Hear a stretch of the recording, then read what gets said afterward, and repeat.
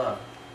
But you should not mistake love for a feeling or emotion that changes from time to time. Because love always protects, always trusts, and always perseveres. True love never fails. So Anna, I challenge you today to be characterized by your continual choice to love David. May you feel no burden, and may you think nothing of the challenges you will face. May your love lead you to attempt what is far beyond your strength, and may you never think of the impossible. May your love for David be of such encouragement to him that you together are able to undertake all things. May you be a woman of virtue, a woman who displays dignity and honor in all that you do. Anna, may you rejoice in your husband and live out the commandments of Jesus, and from this day forward may you choose to love David. And David, you're not off the hook. I exhort you today to love Anna, just as Jesus loved the church and gave himself up for her. May your love for her know no bounds, but may you pour unceasingly into Anna's soul. May you live a life that serves Anna and is selfish and sacrificial in all parts for her sake. May you be sensitive and caring so that you can support her spiritually and emotionally and physically. May you live such a life of devotion that Anna could say with full assurance that David, her husband, would lay down his life for her in the blink of an eye. May you be slow to anger, slower to speak, and always quick to listen. David, may you rejoice in Anna, your wife, and may you live out the commandments of Jesus, and from this day forward, choose to love her. And when the storms come, for Jesus says when, not if, and when the waters become troubled and the paths become rocky, may you both continue to love one another. May you remember that you were created by a God who loves you more than words could ever explain. And this God, according to the Apostle John, is love. This God did not abandon you in your time of need. Rather, he chose to love you even when your sinful nature brought you separation from him.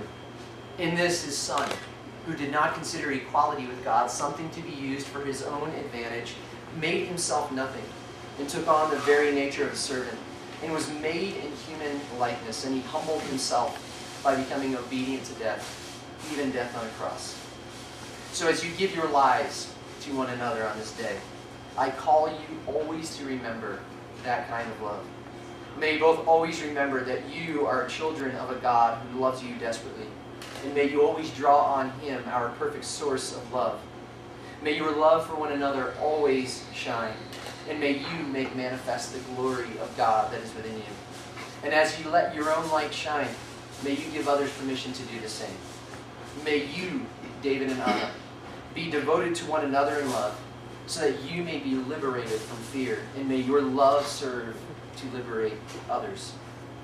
May your love always be sincere, never lacking in zeal, but may you keep your spiritual fervor. May you continue to serve the Lord. May you be joyful in hope, patient in affliction, faithful in prayer, always sharing with the Lord's people who are in need. And may you always practice hospitality. May your love always protect, always hope, always trust, and always persevere. And may your love for one another never, ever fail. David and Anna have chosen to write their own vows to one another, and at this time, David will begin, and they will say those to one another. Anna, I love you because God first loved me. Love is patient and kind. Love does not envy or boast. It's not arrogant or rude. It's not irritable or resentful. It doesn't insist on its own way. Love rejoices not at wrongdoing, it rejoices with the truth.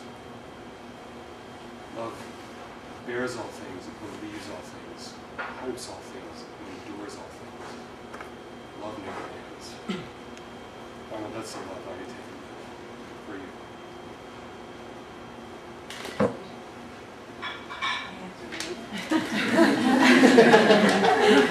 Such a memories.